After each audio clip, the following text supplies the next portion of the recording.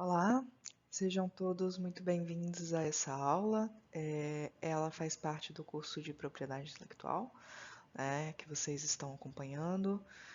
Agora, depois de falar um pouco do conceito de várias partes de propriedade intelectual, a ideia dessa aula é a gente entender um pouco mais, aprofundar mais no que seria propriedade intelectual, pensando em estratégia, né, de como proteger, né, algo que é inovador, que você gerou, né, e também entender um pouquinho do conceito que seria reserva de mercado.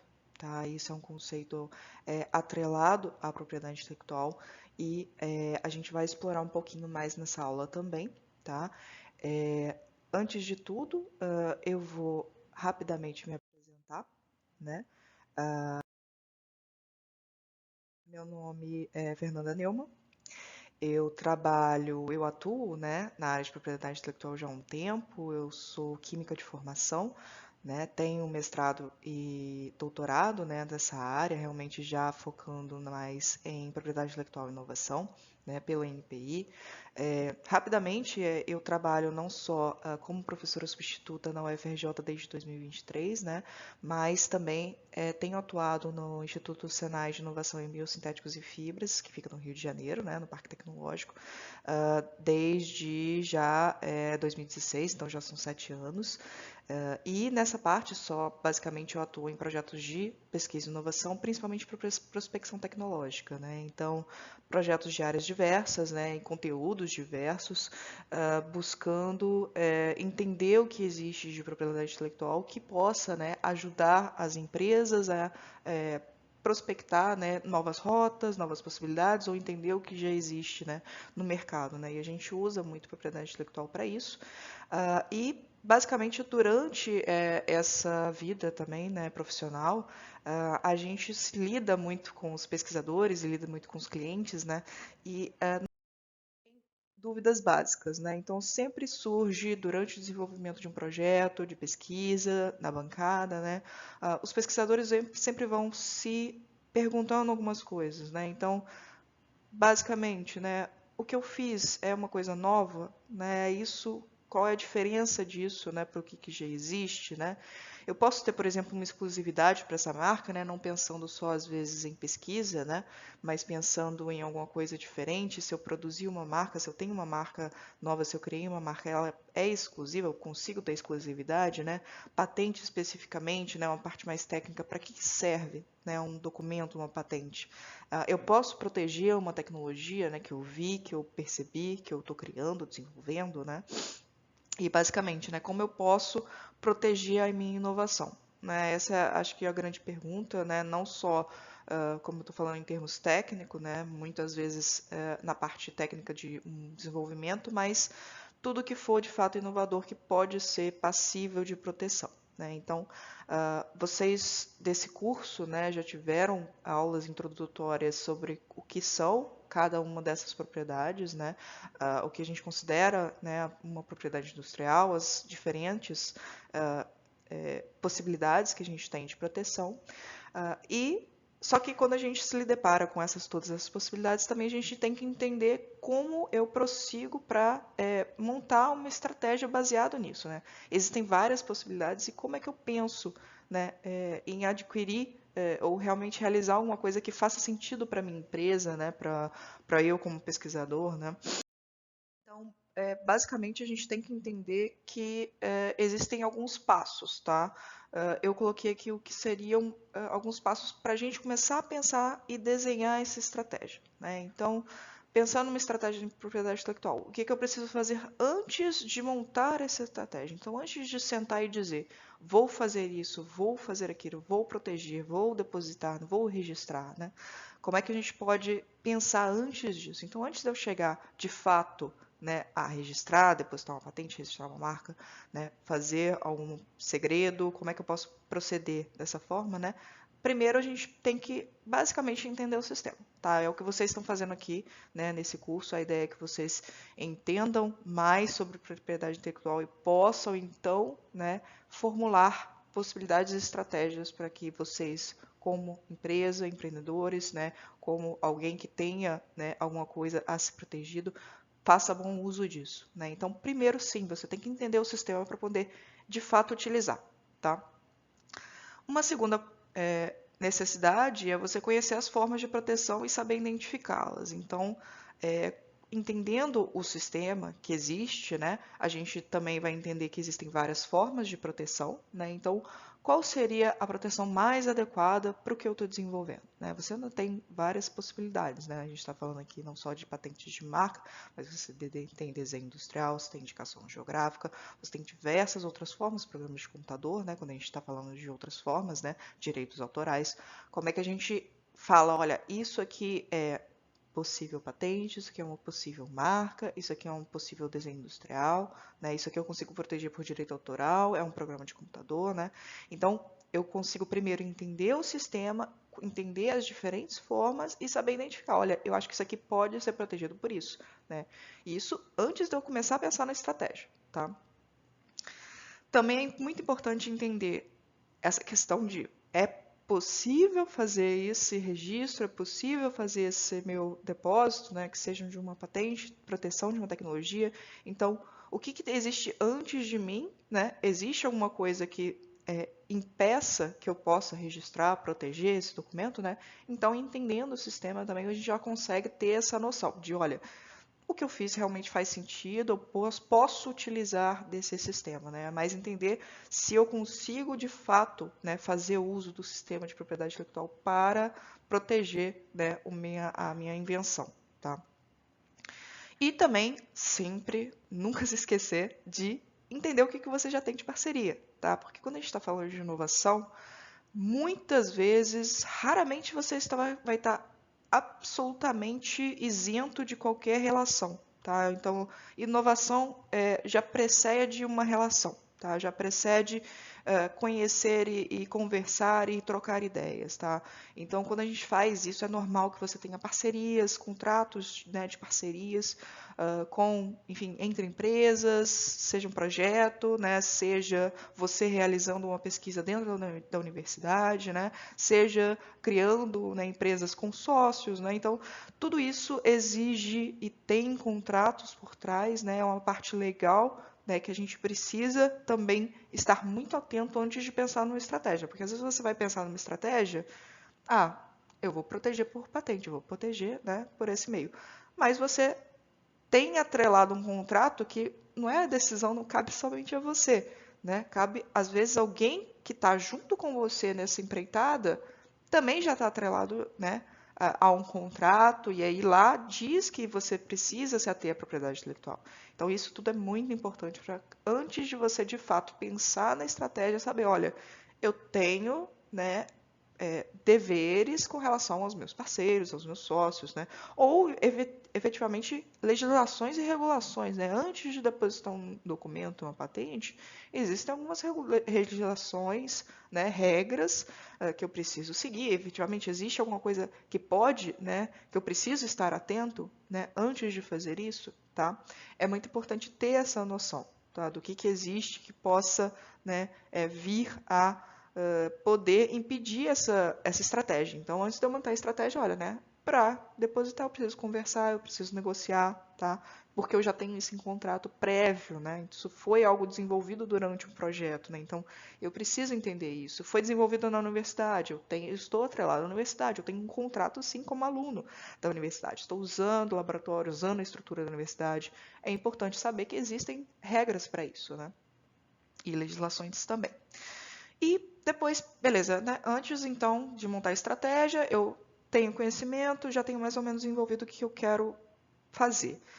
Depois disso, tá? Depois do que já entendi, já estou bem né, com o sistema, já conversei com quem eu precisava conversar, eu já tenho uma estratégia em mente, tá? Depois de você pensar, eu quero a estratégia de propriedade, né, de proteção que eu vou utilizar para o meu inventivo, para minha novidade, né, para o meu o que eu inventei, a minha inovação, a minha, né, invenção, que a gente fala. Depois de eu ter isso, né, montado, o que eu preciso fazer também? Eu preciso muito me atentar à minha estratégia comercial. Tá? Então, como empresa, tá? Ou como, mesmo que seja um empreendedor, né, que seja alguma coisa nesse sentido, eu preciso entender a estratégia comercial e os tamanhos de mercado que eu gostaria de atingir com isso, tá?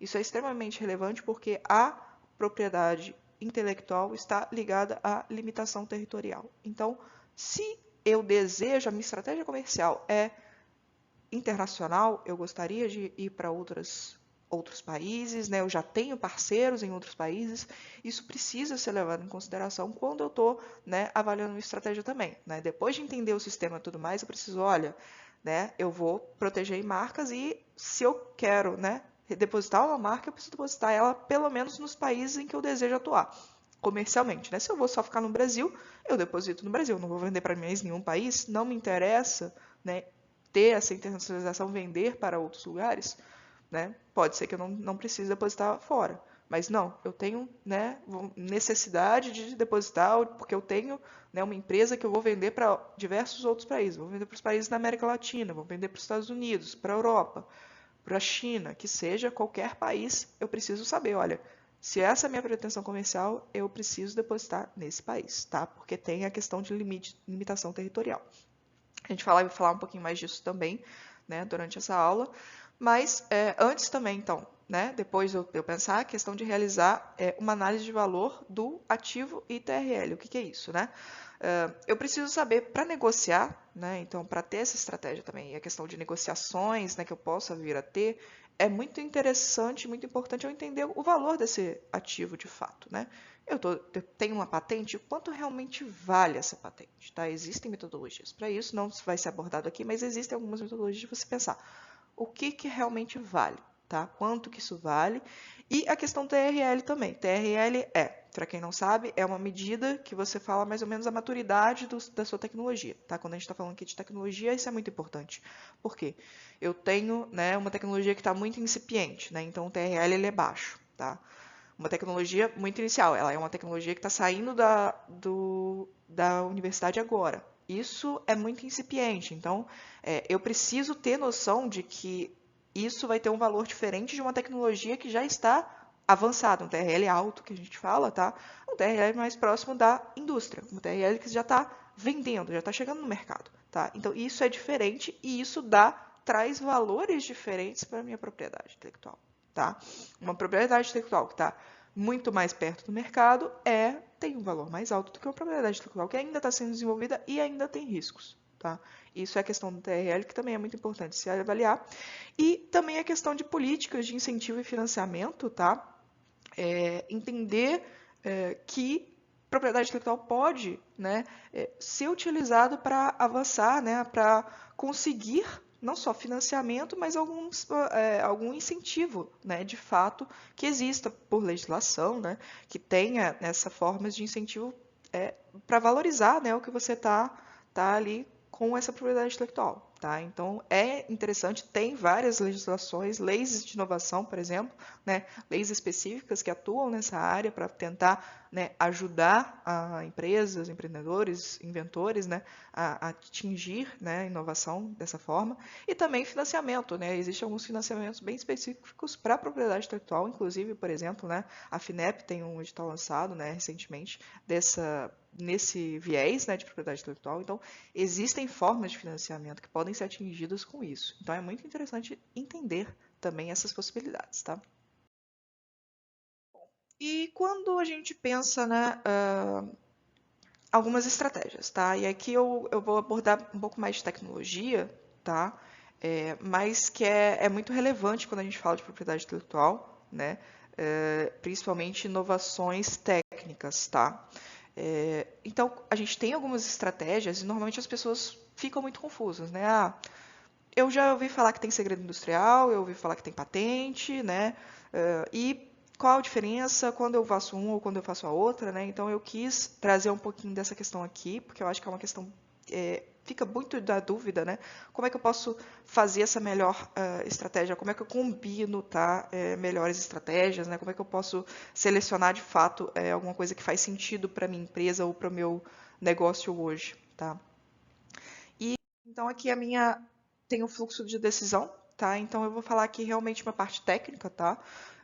Que é importante a gente abordar na questão, por exemplo, eu tenho uma ideia nova, né? Então ele pode ser uma ideia, um produto ou um processo, tá? Como é que a gente vai entender esse fluxograma? Bom, a primeira coisa que eu vou perguntar é se essa sua ideia, esse seu produto, ou se esse seu processo ele é reversível, tá? O que significa ser reversível? Normalmente a gente tem o conceito aqui de engenharia reversa, tá? O que a gente faz? Você consegue pegar esse produto, desmontar, né? E a partir desse desmontado, você monta de novo e faz um outro, né? Eu consigo pegar um produto que alguém me vendeu, quebrar ele todinho em várias partes diferentes, montar e revender de novo, né? E criar um produto a partir desse, né? Eu consigo copiar facilmente esse produto, tá? Então, isso ele vai poder ser ou não ser reversível. Normalmente, aí, a gente fala da questão realmente da engenharia reversa, né? Eu consigo fazer uma engenharia reversa nesse produto e descobrir o que é de forma muito fácil, né? Por exemplo, se ele não é facilmente reversível, tá? Existem muitos produtos, e aí eu estou até trazendo um exemplo, que ele não vai ser facilmente reversível, tá? Então, por exemplo, uma formulação, tá? Esse é um caso muito típico. Você não consegue simplesmente pegar uma formulação e, né, desvendar o que tem ali dentro, tá? Não é fácil. E aí você vai ter uma outra pergunta, tá? Então, por exemplo, não é reversível, eu não consigo fazer engenharia reversa, né? Nesse produto. Mas, por exemplo, ele consegue ser descoberto facilmente, tá? Então eu consigo entender a partir do meu produto, eu consigo fazer uma conexão e saber o que empírica, né? Entender o que tem ali dentro de uma forma, né? Não de que eu consiga ver, mas que eu consiga entender, né? Entender, descobrindo, né? Fazendo uma descoberta desse meu produto, né? É fácil eu pegar ele e falar, ah, não, esse aqui com certeza tem tais e tais e tais ingredientes, né? É fácil isso? Se não for fácil, tá? E aí é que a gente fala da questão, traz a questão, por exemplo, de refrigerante da Coca-Cola, né? Que foi um grande case de segredo industrial. Então, é uma possibilidade, tá? Segredo industrial é isso, né? Então, formulações principalmente, tá? Que são difíceis, você não consegue simplesmente pegar uma formulação, quebrar ela e descobrir e desvendar, e você também não consegue, né, tentar testar e chegar em alguma coisa que seja realmente factível, né? Realmente parecido, né? A Coca-Cola é um case grande, um case de sucesso nesse sentido, por quê?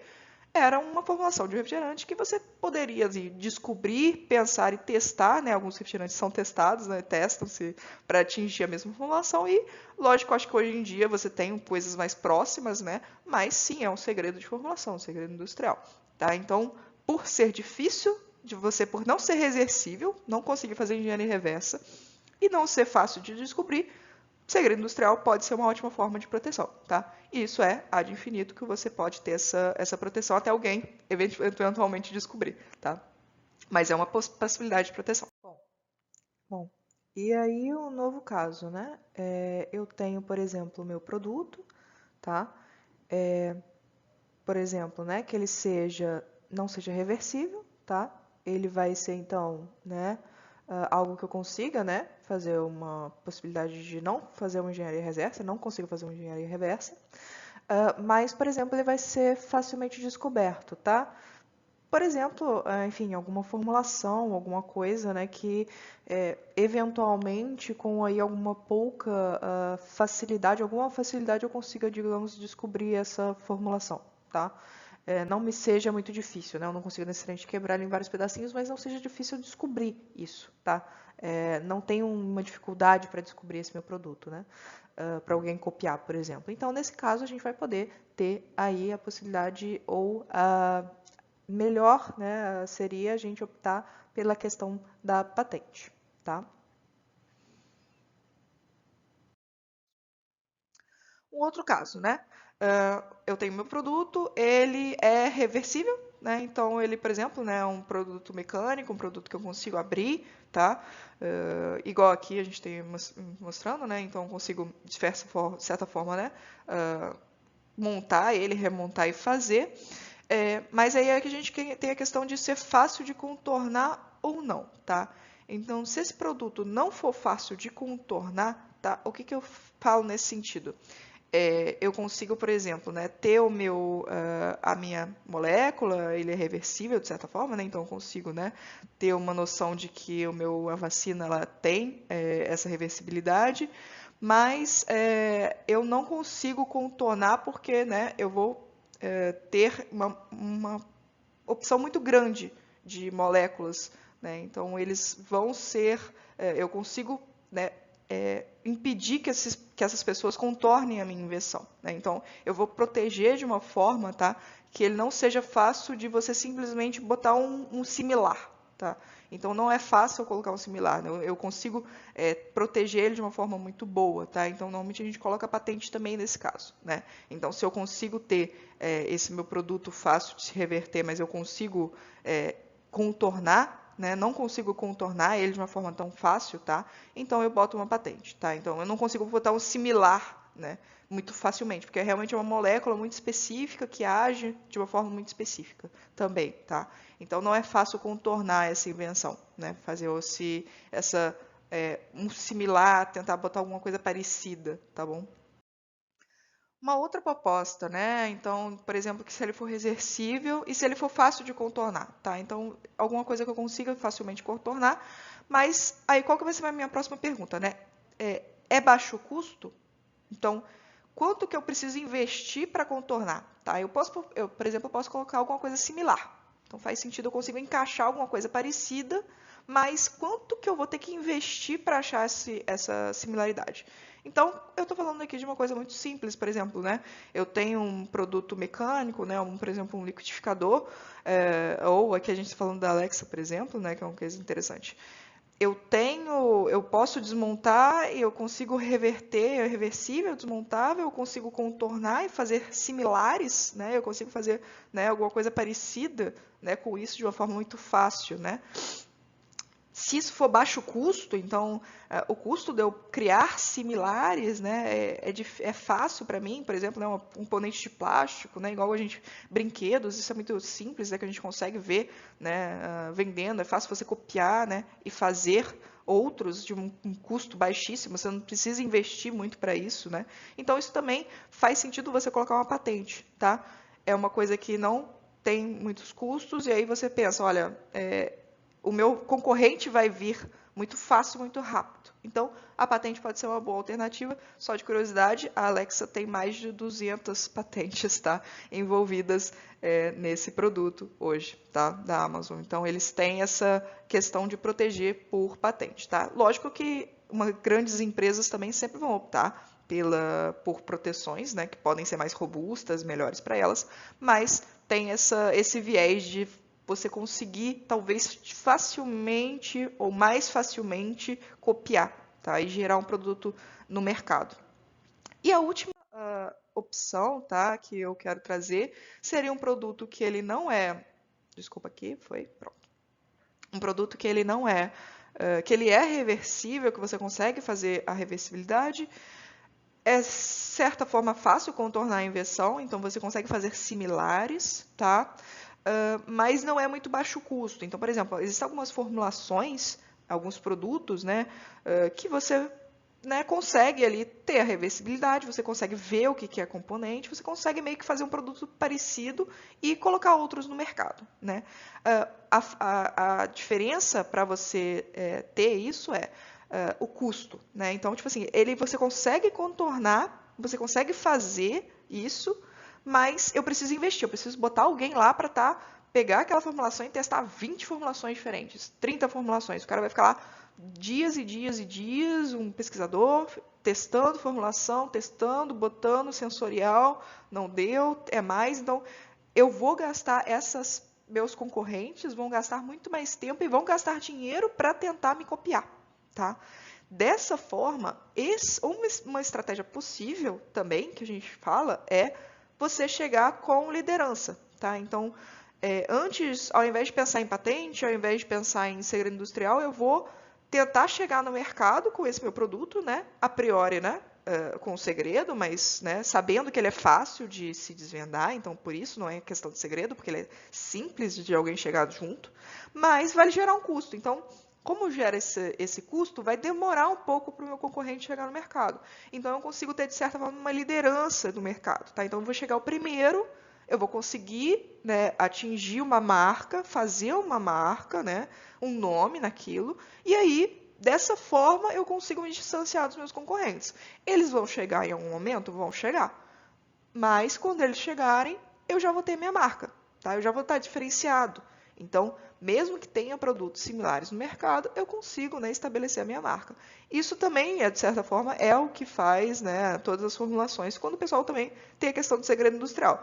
O segredo industrial, é difícil você ter um segredo que seja tão complicado de chegar. Existem, mas, né, eventualmente, anos de pesquisa, você consegue, né, produzir alguma coisa similar, possivelmente, tá?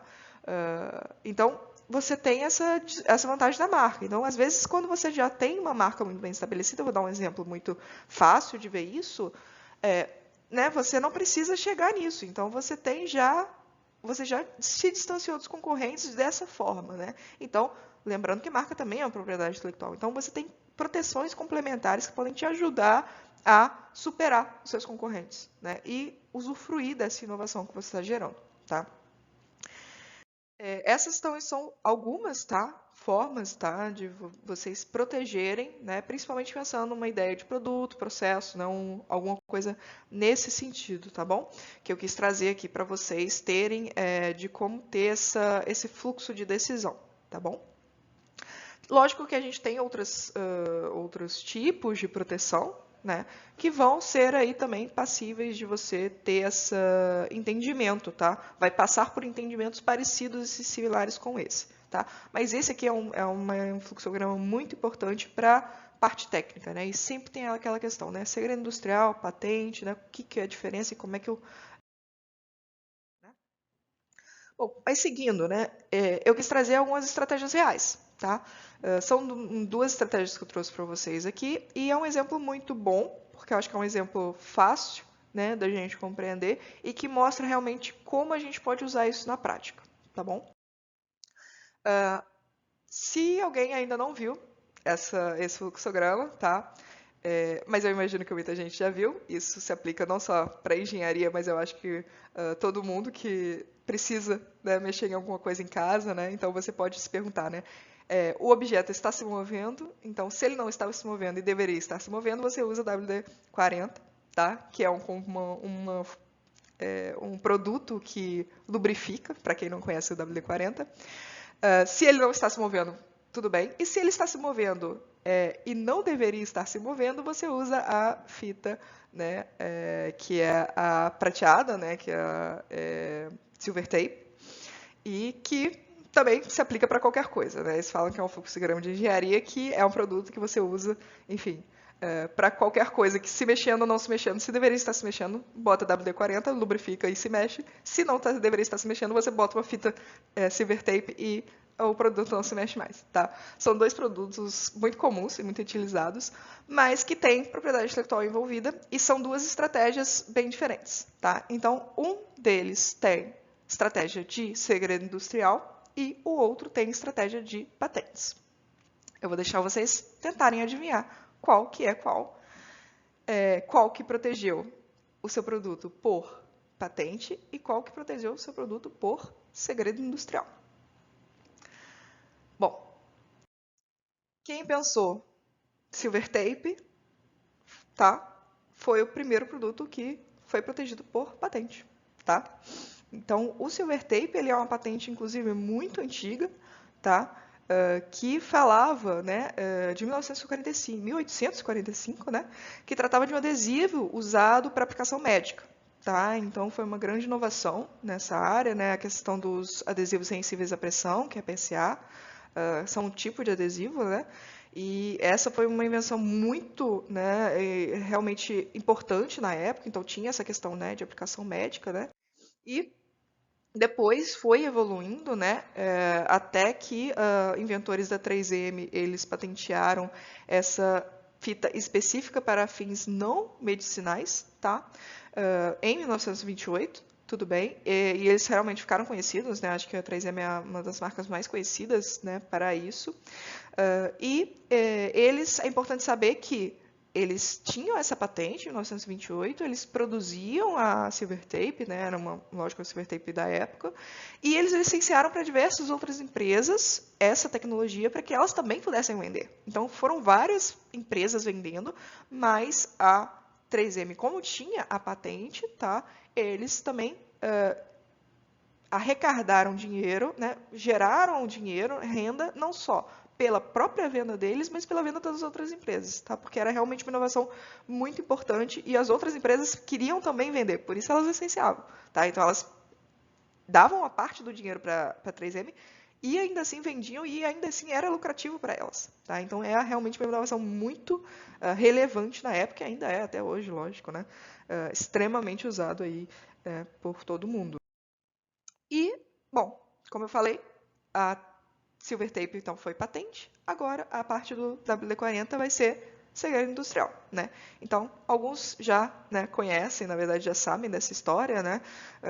Mas é muito interessante entender por que chama WD-40, tá? Quem não sabe, esse nome WD-40 vem de 40 tentativas para obter a fórmula, tá? Que fizesse esse deslocamento de água, né? Uma forma que lubrifica, tá? Então, quando eu falei lá de eu consigo guardar, né? Eu consigo reverter de certa forma, eu consigo, mas quantas vezes alguém vai precisar tentar, né? Quanto esforço, quanto dinheiro eu preciso investir, tá? Para essa pessoa conseguir fazer isso? Olha, ela não é reversível e é muito difícil de descobrir, porque eles mesmos precisaram de 40 tentativas para chegar nessa formulação. Então, para vocês entenderem o trabalho, o esforço envolvido nisso. Então, sim, é muito difícil você copiar essa formulação simplesmente tendo ela. Então, segredo industrial faz muito sentido nesse caso, tá? E aí eles têm todos, vocês podem ver no site, né, eles têm toda essa questão de ser um segredo industrial protegido, né, que não se registrou patente, né, por ser muito, né, por ter tido todo esse esforço, né, realmente é uma coisa difícil de você copiar, tá, uma formulação é muito difícil, e, né, eles falam que existe apenas, né, uma pessoa que conhece todos os ingredientes, né, que compõem a famosa fórmula, né. E essa questão também deles terem diversos mercados, né? Então vocês têm essa marca vendida em diversos lugares, né? Então são 176 países, tá? Que tem a venda do WD-40. E também a questão deles serem multiuso, né? Muito interessante que eles colocam que tem mais de 2.000 usos, né, documentados, né? Então estou falando de questão de lubrificação, mas ele tem de infinitos usos, né? Então tem uma das mais memoráveis, seria um motorista da Ásia que usou esse produto para remover uma cobra Fiton da parte interior do ônibus, né? Então, assim, é literalmente multiuso, tá? Então, essa é uma das propagandas. Então, tem aí a questão já da marca, né? E como é que você tem esse WD-40 espalhado pelo mundo. E quando a gente vai pensar em marca, então, sim, eu estou falando em 176 países. E aqui, por exemplo, eu puxei só nos Estados Unidos. Então, propriedade intelectual, a gente está falando de segredo industrial, mas eu tenho marca, né? Então, sim, a WD-40, além da propriedade ou do segredo industrial, eu vou ter marca, tá? Então, como é que eu vou ter essa marca? Nos Estados Unidos, por exemplo, eles protegeram WD-40, simples, mas protegeram WD-40 a logo, transparente, sem cor, protegeram a WD-40 a logo, com cor específica, as cores específicas da WD-40, protegeram o invólucro, né, uma partezinha mais cilíndrica de marca, protegeram a marca com, né, já o desenho da latinha como marca, tá? E aí você vai pensar, né, outras possibilidades. Tem um outro desenho que eles desenvolveram um outro produto também com marca. Então, não é, quando você vai pensar em marca, não é uma marca, tá? Então, a gente está aqui pensando realmente na estratégia de propriedade intelectual. Eles fizeram segredo industrial, beleza, mas não é só o segredo industrial. Eles fizeram, beleza, vou depositar marca. Então, marca WD-40, só que não é uma marca, são diversas marcas e isso só nos Estados Unidos. Lembrando que cada país que eu for registrar, eu preciso depositar isso. Então, 176 países, em 176 países, eles precisam depositar cada uma dessas marcas, tá? Diferentes. Porque se eu deposito uma marca, um jeito diferente, é uma outra marca, tá bom? E quando você vai pensar, então, WD-40 não é patente, não deposita patente, só porque tem segredo industrial. Então, quando a gente fala de estratégia, você vai falar não é só uma possibilidade, não é só o segredo industrial.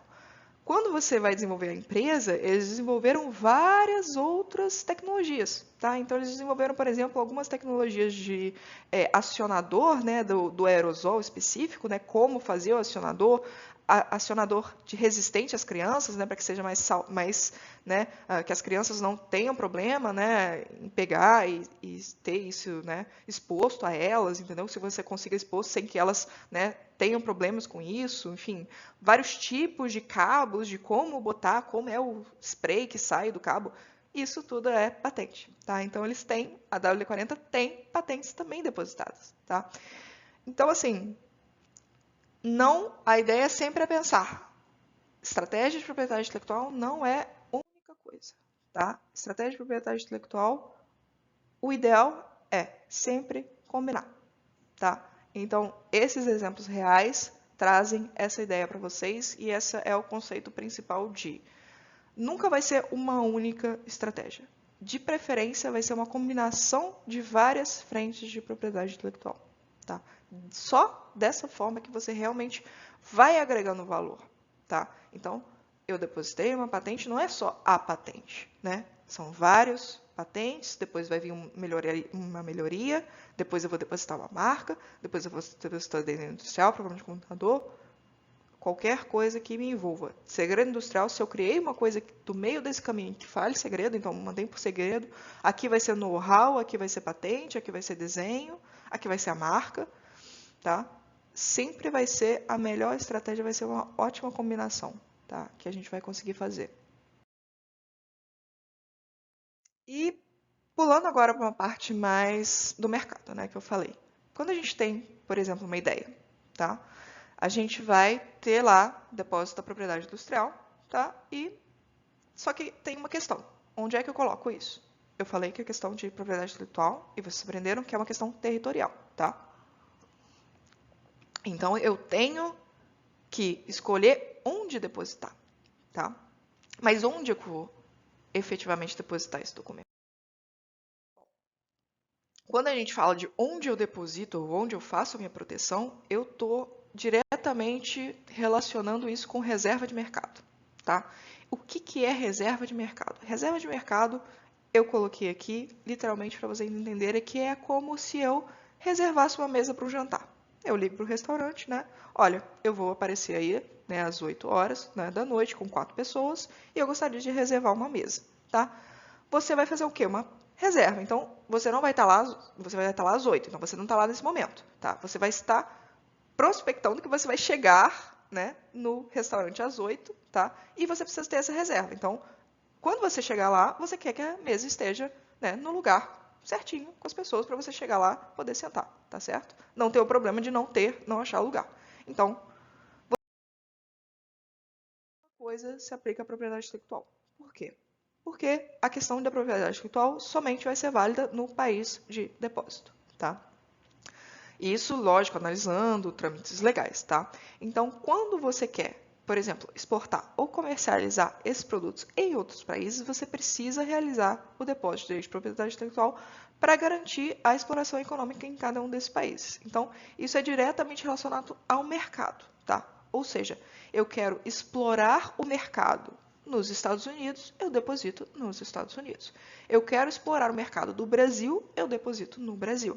Eu quero explorar o mercado na Europa, eu vou depositar na Europa, ok? Então, quando eu penso em reservar o mercado, porque eu tenho que chegar lá, né, eu vou depositar, né, no meu país, eu quero, porque eu penso em vender para os Estados Unidos, tá? Quando for pensar, beleza, eu quero, por exemplo, tenho uma patente no Brasil, tá? Então eu quero depositar no Brasil, eu quero depositar nos Estados Unidos, quero depositar na Alemanha, quero depositar na China, tá? Esse mesmo documento que eu depositei aqui no Brasil, eu vou depositar nesses lugares, tá bom? Cada um desses lugares eu vou precisar pagar para isso, tá? Isso é um custo, mas o que acontece? É importante saber que antes de eu chegar no mercado, então, é uma reserva, eu preciso ligar antes, eu preciso falar, olha, eu quero, tá? Eu vou explorar nos Estados Unidos. Eu preciso fazer a reserva antes. Então, eu preciso depositar o pedido antes de vender ou comercializar o produto. Então, antes de eu chegar no meu restaurante, eu preciso fazer essa reserva.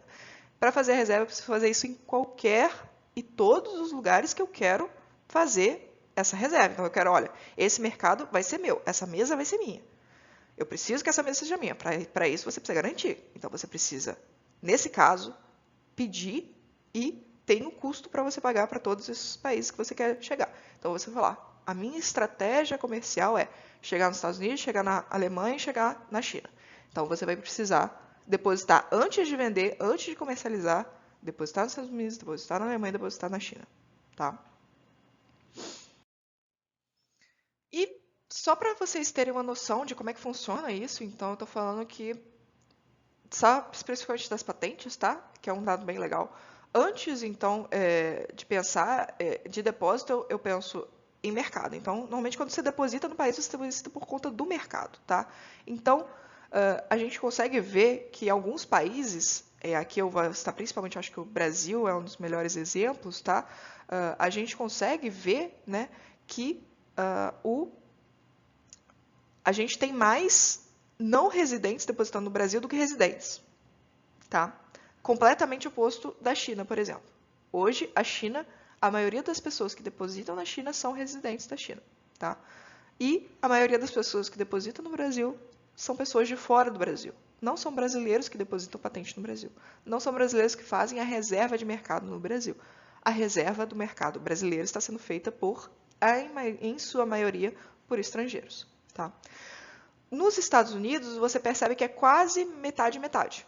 Tá? Isso seria uma coisa mais interessante. Por quê? Porque tem, lógico, né, as próprias empresas do país, mas também é interessante, lógico, porque é um mercado, eu quero receber também, né, mercadorias, então eu sou um dos maiores mercados do mundo, que são os Estados Unidos, eles também vão receber muita coisa de fora. Tá? Então tem muita gente depositando nos Estados Unidos, reservando esse mercado, que é um dos maiores mercados do mundo, tá? Mas você vai ter também os residentes. Então tem um equilíbriozinho aí. No caso do Brasil e no caso de maioria dos outros países, né, enfim, que não, né, europeus e Estados Unidos, né, a gente tem maioria dos países aí de fora, né. Então fora você tem a reserva no mercado sendo realizada por países estrangeiros, tá? E aí pensando então nessa questão de mercado, tá? Então pensando em estratégia comercial, né? Então como é que eu decido? Né? Tipo assim, tá, eu falei que eu vou para os Estados Unidos. Estou pensando em ir na China, estou pensando em Alemanha. Pô, talvez Estados Unidos é o melhor mercado do mundo. Faz sentido eu depositar lá? Vamos pensar, porque nem todos os mercados vão ser factíveis ou vão ser interessantes para você. Quando você vai pensar onde eu devo fazer a reserva de mercado, onde eu devo depositar, eu preciso primeiro pensar na minha estratégia comercial, né? Igual eu falei lá em cima, nos primeiros slides, qual é a estratégia comercial da minha empresa, qual é a minha estratégia comercial e qual é o tamanho do mercado que eu estou querendo atingir, tá? Então, por exemplo, tá? Um exemplo muito fácil. Quando a gente vai pensar qual ou quais os países que têm maior potencial para comprar a minha inovação. Eu vou dar um exemplo muito simples para vocês. Uma inovação muito legal, que é esse airbag, tá? É um airbag para o pessoal que está esquiando, tá? Quando estiver esquiando, você tem, né, uma proteção ali para anti-avalanche, inclusive, tá?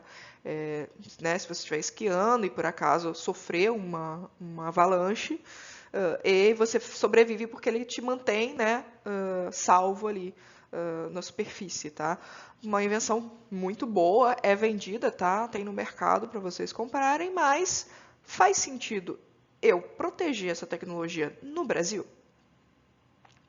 Não faz sentido, não. Não faz sentido eu proteger um airbag para avalanche num país que não tem neve.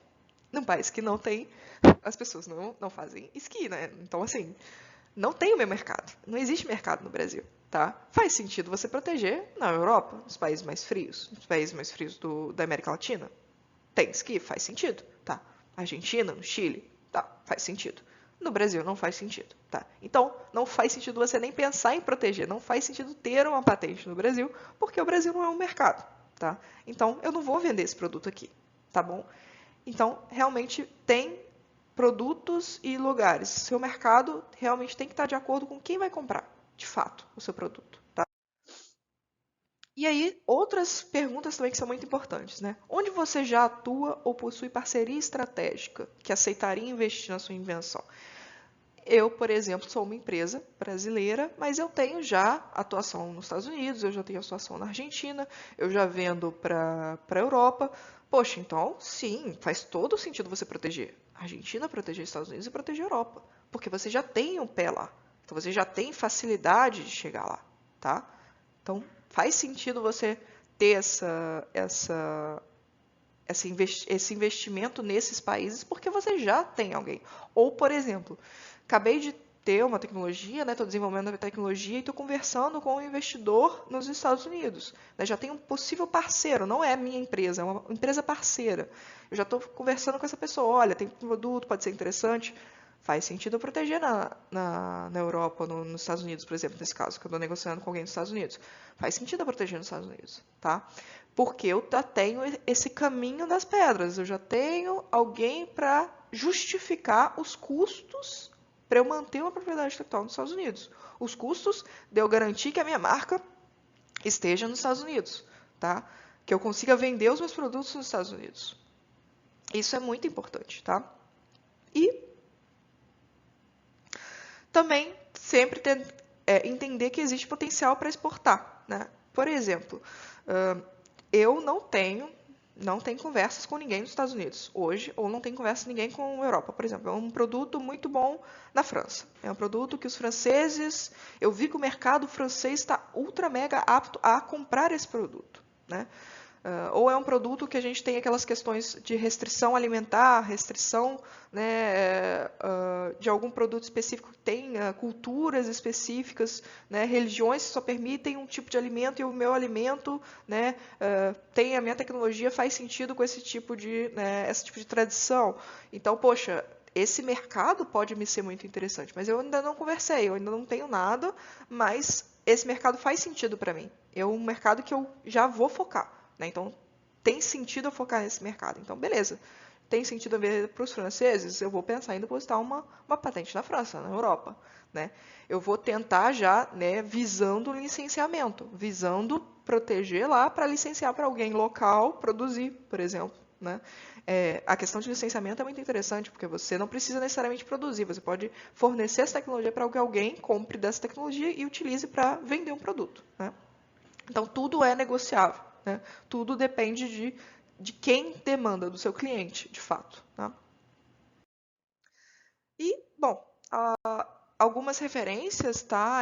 Algumas referências também, principalmente acho que livres, tá? Esse trabalho com o INPI, com a CNI, é muito interessante para quem tem uma visão mais empresarial, tá? Ele é gratuito, né? Então, tem toda o porquê, qual que é a propriedade intelectual, explicando um pouquinho mais sobre isso, um pouquinho mais a questão de mercados também, tá? Essa propriedade intelectual para empreendedores também é muito bacana, é uma apostila que o pessoal fez também, que tem uma didática mais interessante para quem for nessa pegada mais de empreendedor também.